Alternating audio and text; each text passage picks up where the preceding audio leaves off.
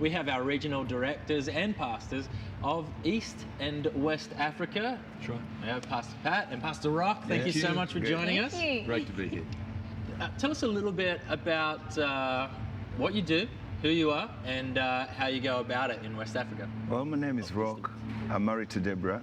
We have 3 beautiful kids. And I pastor 2 churches, one in the western part of Uganda and one in the central, the capital of Uganda, Kampala. I also work as the C3 East African coordinator. So that's me. Wow. And I'm the East and West Africa Regional Director, which is an interim measure because I live in Sydney. And so Amanda and I, we visit a lot. So this would be my 16th year of visiting into East Africa. I think I've lived 1 year in East Africa if you add all of my visits together. But we spend a lot of time on Skype. So thank God for this wonderful medium of communication. So I would have several meetings a week just Skyping with our East African guys, and Rock and I every fortnight. Wow. So guys, what are some of the challenges that you guys are currently facing in the region in building new churches, like in Africa? In East and West, East and West. You go first, man. I go first. I live in there. You tell them. One of the challenges we face is the mentality that people have about it. People think that in Africa you can sneeze and plant a church. You can start it anywhere. But actually, we are not just looking at planting churches, but yet we want to plant healthy and growing churches. So the first thing that we meet is people think either we are coming in with aid or we are coming to do something to help people, but we tell them, well, this is life, this is your best life, this is connecting to people, connecting them to God. So it's this new culture that we are trying to bring in, and the way we present it, that actually seems a challenge first. The great thing about that is it's actually, I think, one of our strengths is that our African pastors are so gutsy. They'll just go, I can plant a church. I'm in. So I'd much rather work with that. But Rock's so right, because if there's no planning and forethought, you do get a lot of failures. And so what we're doing is coming alongside and training, getting the planning, and so more often than not, we're getting some great traction and healthy churches that are being planted. Really? How many churches roughly now? I mean, you've got 2 that you pastor yourself. Oh my goodness! But how many across Africa within this region? 80. Wow. 80 churches. So East Africa is 80. Yes. And Pastor Rock is our C3 coordinator over that area. We have this beautiful new fledgling region called West Africa. West Africa. Wow. That's 6. Wow. 1 in Ghana. 5 in a place called Liberia. Wow. And I guess if you just cast your mind back a few years when there was Ebola and rebel armies, and it's the last place you would kind of think in the natural, let's go to Liberia first in West Africa, but that's where we are. In Southern Africa, another, say, 30 churches. So think South Africa and Zambia and places like that. And then in the north, in Egypt, so it's north, south, east, west. We've just got a lot of filling in the missing countries there. Yeah, it's like a cross. It is. What's the actual geographical landscape? I mean, when you think Africa, I'm thinking lions and the plains and stuff. We've seen Planet Earth, all those kind of things. But I mean, some of the a friend of mine is somewhere in Africa at the moment, and they were trying to get up this steep, muddy hill, and it was, they got there. It was great, but they were just they were cruising through there. What's some of those geographical elements within that east-west region for you guys? I think it's really beautiful. That's the first thing I can say. With all these rainforests, and then block mountains and volcanic mountains, and the jungles mixed with, like the place I come from, it's on the slopes of the mountain Rwenzori, very high mountains, 5,000 meters. You could do a mountain climb one of these days with natural glaciers. We've actually talked about this. I'm really keen to go on over. I mean, Pastor Pat, you are a an extraordinaire when it comes to taking on a really good hike. Is that potentially one of the reasons in being attracted, I guess, of you enjoy being the oversight within? Here it is, straight to our audience. You have uncovered my motivation for going to Africa. It was a spiritual thing. People thought it was all about church planting, making disciples. But what it is, I mean, before pastoring, I was a biologist. Yeah. And I find God's creation absolutely extraordinary and inspiring. It's amazing. And in East Africa, you've got Kilimanjaro, you've got the Ruwenzori Mountains. There's on the equator are glaciers. And you can do 6-day walks there. And I keep threatening him that, we will do a conference and then we will head up that mountain. One of these days I'll follow through on the threat. Yeah, we need to film this. Yes. Yeah. I'm good with a camera, and I don't think I'd be able to keep up with you, but I know you'd be able to carry me out of there. Those kind of things, it's like we've been chatting about, like the calling, and some people challenge like, what is the calling, and all of these kind of things. But from going from that biologist part, like, and looking over that area from church planning, your name was mentioned when we talked about Southeast Asia with Pastor Jake Betlam for a church that you started so many years ago.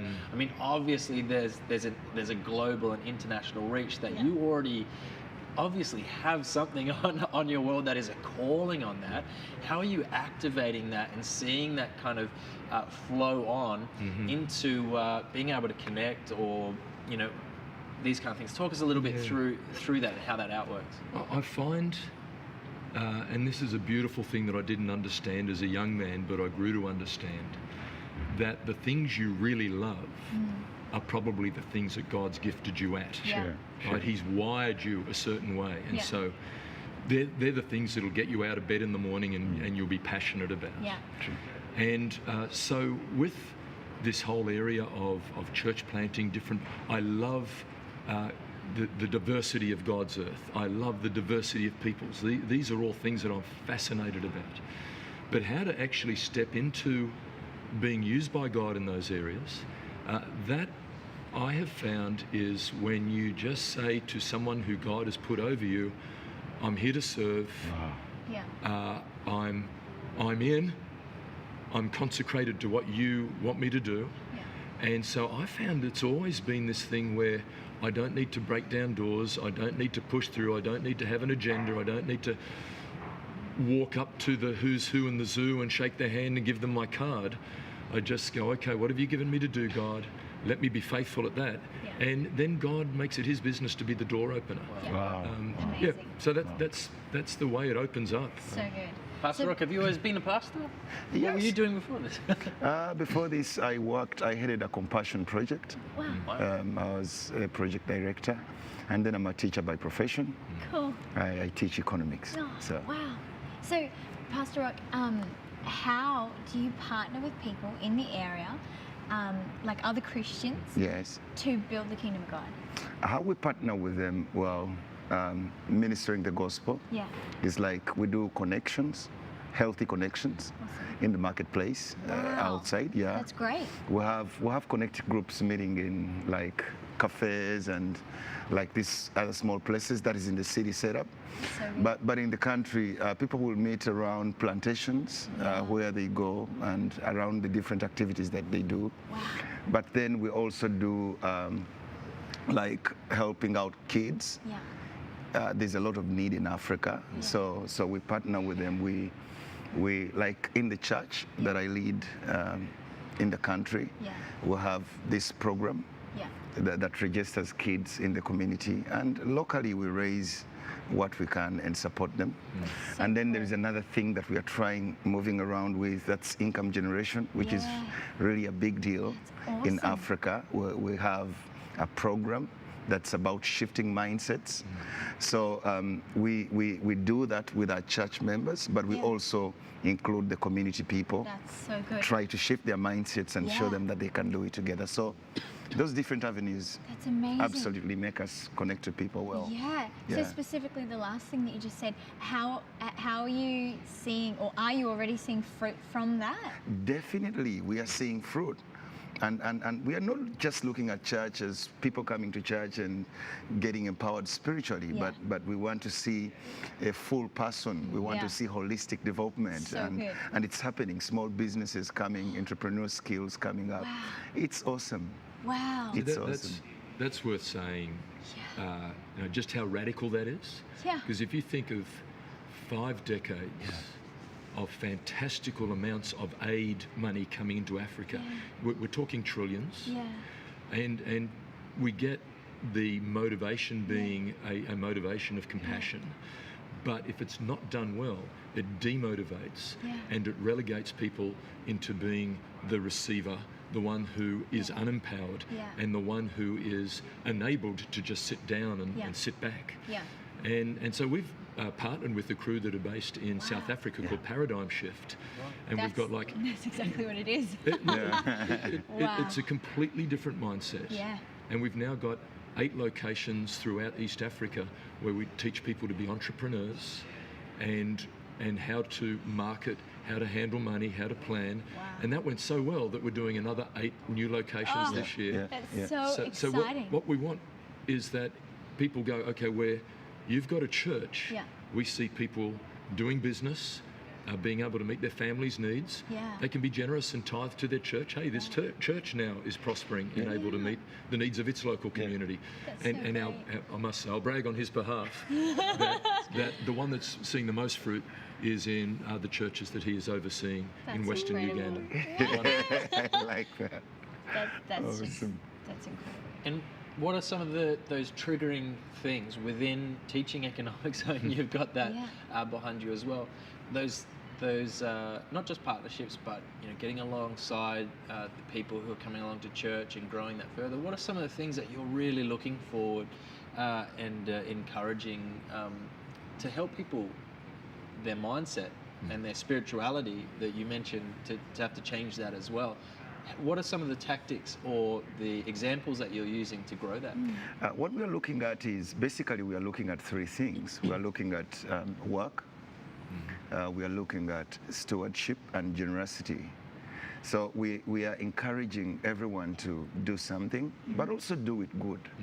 Do it to your best. Identify your talents and put it into action. Start from where you are. Because in Africa, there can be a mindset where people think I'm freezed and I can start nowhere. So we start by challenging them, bringing in people who have really done well. Some of them may not even be believers or Christians, but if they are doing well and we can learn something from them, so we chip them in and they help out. And then we try to help them establish a savings culture. Actually, Pat helped me. There's a gentleman who is really good. He mentored me, helped me, and I pulled up something. So we have like mentors, people standing with other people, and then help the journey go on. So. It almost sounds like Pathfinders with an element from what we have with church in Sydney, and that opportunity, that these things are actually not just something like a business breakfast that we have or the mentorship, but that's actually something that's flowing on and going across the world, obviously. I think the principles really work everywhere. You've just got to contextualize them. That's incredible. Yeah. So for people who may feel called to this region, what can they do practically to help build the church? Well, I think it's something that you do with great prayer and thought, because often our compassion can cause us to dive in and cement people in a place of being the needy, the unempowered, and I'm coming as the expert and I'm coming as the person with resources to help you. But ultimately, that can be not a great thing. So first thing I'd say is talk to people who are empowering in the region. Don't reinvent the wheel. But get say, okay, who's doing this? Let's get alongside it. So probably the most powerful way that people could be involved with, say, what Rock and I are doing, is to help us provide seed capital to new entrepreneurs.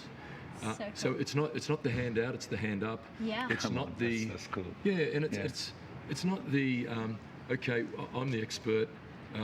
here's my money, but there's some strings attached to you. You got to do it my way. Yeah. And it's more like, okay, you're the person who's in this local community. You can identify the ways to make money for your family. Yeah. You've shown us your faithfulness in learning how to do this and listening to a mentor.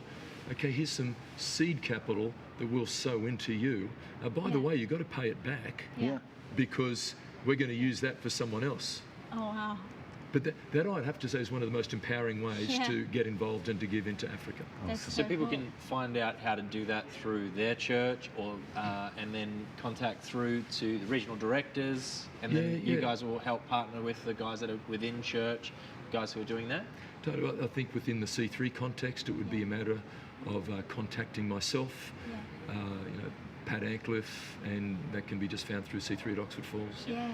And then we're able to identify the best place to partner. Yeah. And really, if someone's not willing to start themselves, before Rock mentioned that the things that they're doing in helping children in their community, the first place where they're getting the funding for that is their community.